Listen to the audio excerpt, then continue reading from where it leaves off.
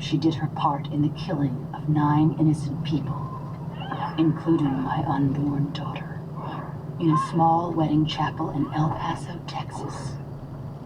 But on that day, 4 years ago, she made one big mistake. She should have killed 10. However, before satisfaction would be mine, first things first, wiggle your big toe.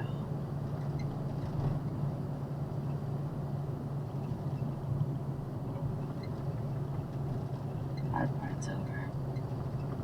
Now, let's get these other piggies wiggling.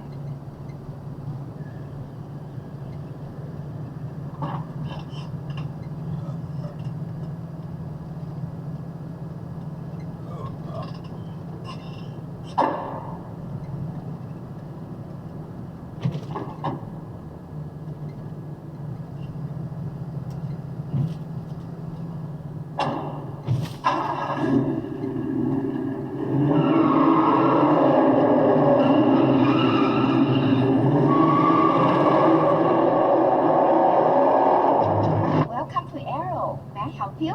Okinawa, one way.